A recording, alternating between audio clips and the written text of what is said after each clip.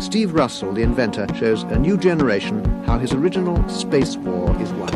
All he needed was a name for it. I'm here with an average American homemaker with her own Apple personal computer.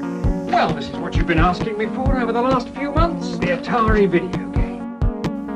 Atari introduces the woman of the year. You mean you haven't played it yet? We can play it on my Nintendo Entertainment System.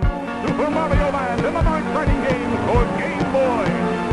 The software really is for superior, and that makes the game extremely enjoyable to play with, especially if you're comparing it with one of the old games that was launched by some of the American computer software makers a couple of years ago.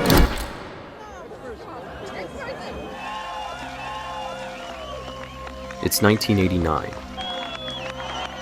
The world has quickly become accustomed to the vast innovation of video games. A new golden era of gaming begins, and some are already attempting to spearhead this technological revolution. But the computer's foundation is less tangible. Computers depend ultimately on software, which can contain millions of lines of code, all written by human beings. A small company is attempting to throw its hat into the ring. It's a small operation, led by engineering and computer science graduate David Baszucki. Together with his brother, Baszucki founded the company Knowledge Revolution in 1989. Its focus was on mechanical simulation software for physics. During his time with the company, he created a general-purpose physics simulator, calling it Interactive Physics. It was intended as an educational supplement, allowing the user to toy with and create 2D physics experiments. It was translated into 9 languages and sold millions of copies, as claimed by Baszucki himself.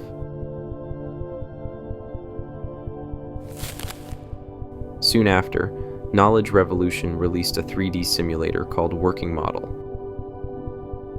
He remained president of the company until 1998, when it was acquired by MSC Software for approximately $20 million cash. Baszucki was named vice president and general manager of MSC Software from around 2000 to 2002. But something had been itching at the back of his mind. Remembering his days at Knowledge Revolution, Baszucki noted how many of the users of his physics software would often play with the simulation. It was treated much like a video game, the promise of creation and 3D immersion, capturing the attention of the youth. He began to think of a way to combine the essence of both, the immersive 3D physics environment with the practical fun of a game. An idea that would soon transform the modern gaming scene.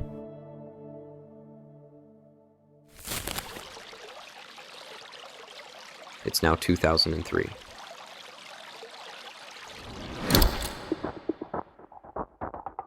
Baszucki is able to convince a fellow senior employee at MSC to quit and work with him on a new 3-dimensional physics engine.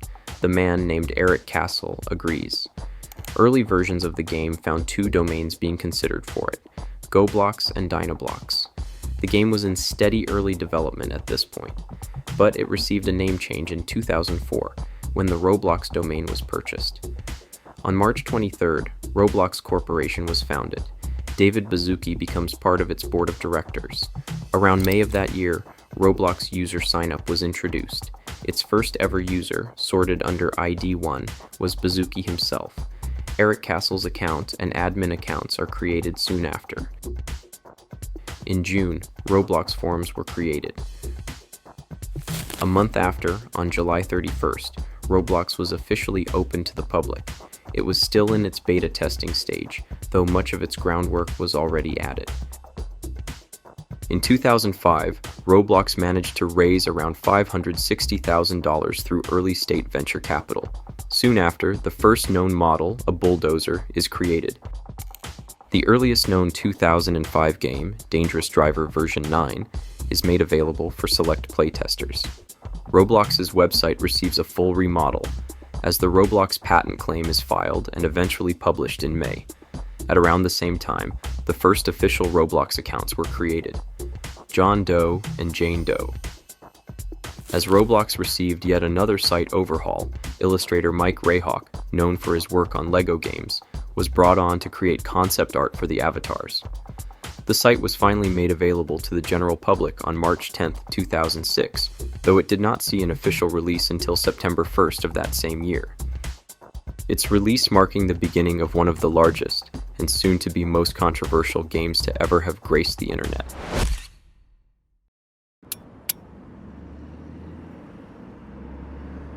It's the present day.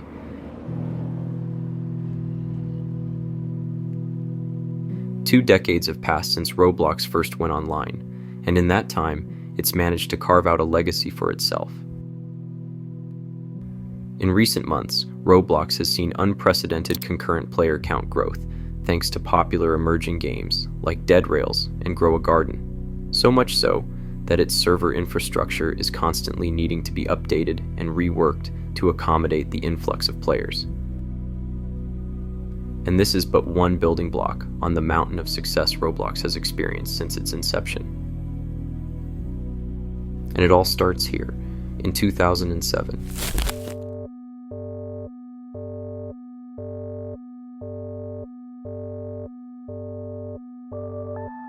It's been a year since the Roblox website has gone public.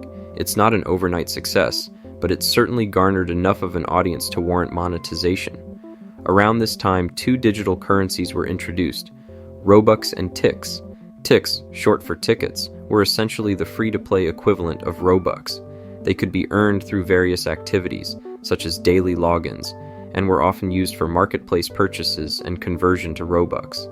It provided a unique way to give casual players of Roblox the opportunity to indulge in the marketplace, while still maintaining a steady flow of income through Robux purchases.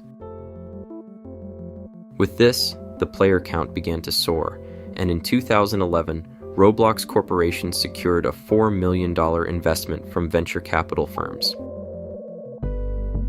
By 2012, Roblox had released an iOS mobile app, opening the doors to a rapidly growing new market of potential users. A year later, the DevX program was launched. This meant that players could earn Robux from their games, and in turn, that Robux could be converted into real-life currency at an exchange rate.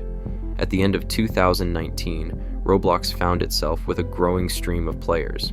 December 2019 numbers showed that its monthly active user count reached nearly 113 million, a stark contrast from the mere 30 million active monthly users 3 years prior. But it's here, the year 2020, where everything starts to go Roblox's way.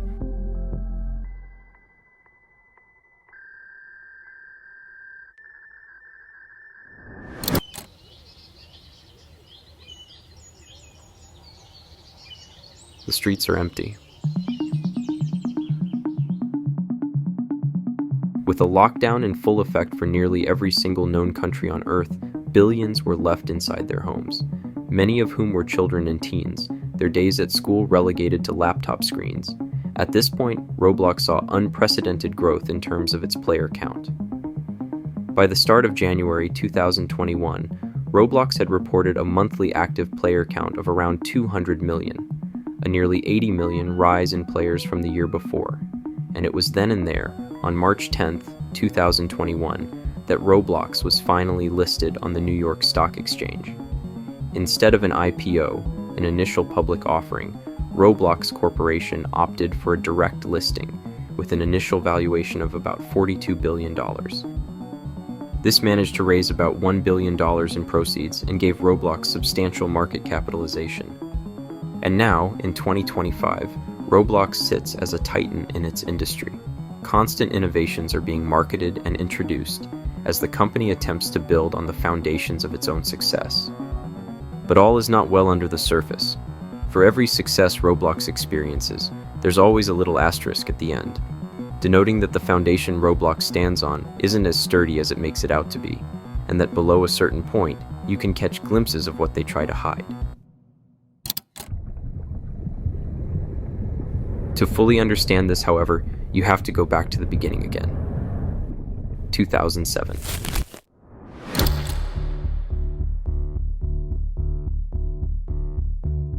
Roblox begins gaining steady traction in its online presence. The site slowly starts to become monetized, attempting to maintain a self-sustaining ecosystem. Its dual currency system ensured that players could earn either currency at their own pace, whether it be Robux from buying it or grinding for ticks. Roblox maintained this system until April 2016, when ticks were removed, and any remaining balances were converted to Robux. In subsequent blog posts, it was claimed that ticks were being farmed by bot accounts, and that their removal was not for monetary purposes. Regardless of the reasons, Robux was then made the sole currency of Roblox. This was a major blow to the community, as many relied on ticks to engage in the marketplace, so those who weren't able to afford Robux were left behind. Of course, that is if they didn't partake in the DevX program. As mentioned before, it was a program that allowed users to earn Robux from their games and/or marketplace sales and convert it into real-life currency. While on paper it seems enticing, the actual practice is far from being fair. As expected, the exchange rate is controlled by Roblox themselves, so it is heavily skewed in their favor. Roblox takes a 30% cut when Robux is converted, which doesn't seem all that harsh. The issue instead lies with the effort needed to even exchange in the first place. The minimum amount of Robux needed to get paid is 30,000, which converts to around 105 US dollars. Earning that much would require the creation of a fairly popular game, a game that has to stand out in a vastly oversaturated market, and that accounts for the effort needed as well. A well-known video made by a channel called People Make Games highlighted how Roblox often exploits its young creators. It lulls them in with promises of getting rich from making games, while conveniently leaving out the need to make custom assets, writing loads of code, marketing, and spending hours every day attempting to build a somewhat profitable game.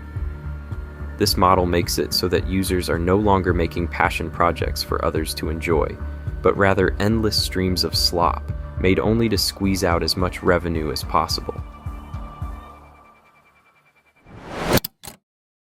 And that's by design. Roblox wants to change its identity,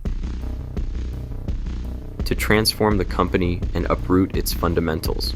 For the longest time, they've been operating at a net loss, a fairly hefty one. Roblox is predicted to lose around $1 billion this year, a small decrease from their $1.15 billion loss in 2024. And keep in mind, this is despite the company's claim that daily active user counts are skyrocketing. But even if true, that small bright spot is all for naught. Roblox seems more adamant on conceding to its shareholders, promoting things like AI generative innovations and other tech buzzwords that rile up the market. A market that seems to be turning the other cheek to Roblox.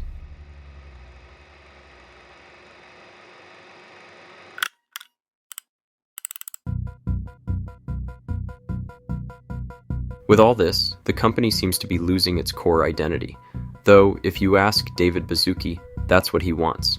Roblox has shown a clear shift in demographics. Young adults ages 17 to 24 are its most rapidly growing audience. With the addition of voice chatting and a shift towards more adult-centered content, Roblox is poised to become a hub for older users. And while that may drive revenue and company growth, it invites debauchery, especially when the two most prominent user demographics freely interact. The biggest issue that Roblox has, one that outpaces the others by a long shot, is its complete lack of interest in user safety, specifically for its younger audience. Virtual spaces on the site promoting adult content are rampant. Nearly every week, news articles come out, detailing the manipulation and sometimes even abuse coming from an adult using Roblox. These people use the site as a hub to lure in their victims to groom them, and in the worst cases, even meet them in real life. There have been absolutely disgusting cases where these perverted individuals were able to act out their crimes freely and without reprisal from Roblox. Its moderation team is understaffed and is soon becoming replaced by a worthless AI detection system that somehow only bans innocent players. Any who attempt to speak out on this problem or even try to help protect its users are met with an iron fist. The company attempts to avoid any kind of admission of guilt by turning the issue onto the parents. In an interview with the BBC, Bazuki flat out said, "If you're not comfortable, don't let your kids be on Roblox." And that quote seems to sum up the current state of affairs for Roblox. It's a company operating at a net loss that finds itself in the papers not for any kind of actual innovation, but for its complete disregard for the safety of its vulnerable users, an issue that, in all likelihood, won't get fixed anytime soon. It's clear that Roblox isn't the website it used to be, and it most likely never will be. Its identity is too far gone, as it now navigates the digital landscape blindly, surviving however it sees fit, even at the expense of those of us down here, on planet Earth.